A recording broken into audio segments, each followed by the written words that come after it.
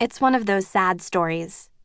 I hesitate to even talk about it because when I do, people start to feel sorry for me, and that isn't necessary. My mother died when I was 2. Okay, now I've said it. Now I can get that out of the way. The important thing is that my dad didn't die. He lived. He still lives. In fact, right now he's probably back at his office after fighting through traffic from the airport, listening to one of his patients drone on and on, staring out the window. And then he'll see a plane flying overhead with a white, gauzy streak trailing behind it, and he'll wonder why it seemed like a good idea to let me go all the way to Tennessee for the summer. This isn't the first time I've run away. Once, when we were about 8, Tess and I stuffed a backpack with a towel, some socks, and a box of Lucky Charms. We figured, what's the point in running away unless someone knows about it? So we told Dad. He said, fine, just remember, you aren't allowed to cross the street. We stopped at the corner and ate a few handfuls of stale Lucky Charms before turning. We turned the next corner and the next until we arrived back where we'd started, at our own front door. It isn't like that now. I'm running away, and I'm not only crossing the street, I'm crossing this dried-out country, and I won't be back for 12 weeks, and Dad is going to miss me because he'll be all alone. Tess is gone, so is Rose. So, of course, is Jane. He has Cole, sure, but Cole is only 6, and what kind of company is a 6-year-old who talks to insects? Especially when Dad sees him only some weekends and every other Wednesday night. I guess I should start at the beginning. There are so many beginnings to choose from. There's me and my birth almost 18 years ago with my umbilical cord wrapped around my neck, a detail Dad likes to remind me about when I do something particularly boneheaded. There's Mom's death, which, although it's an ending, the big ending, is also the beginning of my life without a mom. Then there's when Dad met Jane, and the beginning of the only family I've ever known. Yes, I'll start there. I would hide behind his legs. I know the backs of Dad's knees, the way they feel against the top of my head, almost as well as I know the sound of his voice.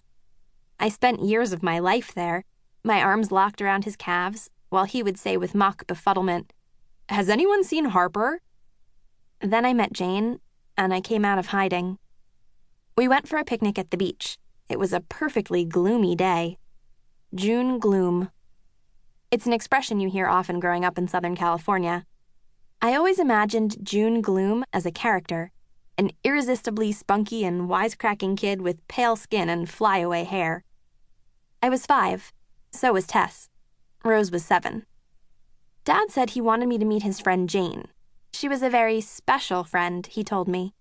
Not the kind of special you might be if the umbilical cord gets pulled a little too tight around your neck at birth, but the kind of special that meant he ironed my sunflower dress for me that morning. Her blanket was striped the colors of a rainbow that had no business at the beach on such a gloomy day. There was fried chicken, macaroni and cheese, corn on the cob, and chocolate pudding. Basically a greatest hits of my favorite foods when I was 5. And I guess this should have been my first indication that something important was going on with Dad and Jane. Tess and Rose were down at the water's edge, playing a game of tag with the chilly gray surf. The wind blew their long hair around their faces and tangled it together so they looked like a 2-bodied creature connected by this mass of moving hair, black as the bottom of the ocean.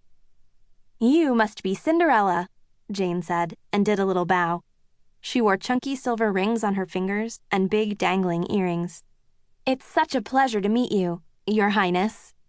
"No," I giggled from my spot behind Dad's knees. "Sleeping Beauty?" "Nope." "Ah, you must be Snow White." "No, I'm Harper." I stepped to the side and scoped out the picnic spread. "Good thing, because that's what this crown says." And she took from her bag a paper crown decorated with plastic jewels, my name spelled out in glitter. Jane turned toward the water and whistled. 1 long, loud whistle, followed by 3 short ones. It would become the whistle she'd use to call me too if I was far away.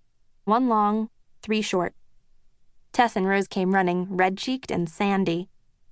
There were crowns for them too, and later there were pink pedicures and juice drunk from big silver goblets. When I spilled my juice on my sunflower dress, Jane reached into her bag and pulled out a dry one. Purple eyelet. Dad never thought to bring a change of clothes. "That's my dress," Tess said. It's my favorite one." She brought her eyebrows together and turned to me with what looked like a glare. Then she tucked her hair behind her ears. She studied my face. She smiled. "But you can borrow it." After Jane zipped it up the back, Tess grabbed my hand. "Come on, the water's freezing, let's go." We ran down to the surf after Rose, where the wind did little to move my new pageboy haircut with the too short bangs.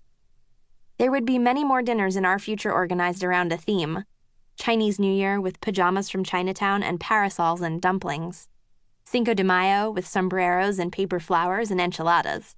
But our first themed dinner, dubbed the Royal Feast, took place on a June gloom afternoon, the gray sky punctuated by a bright rainbow-striped blanket and pink toenails.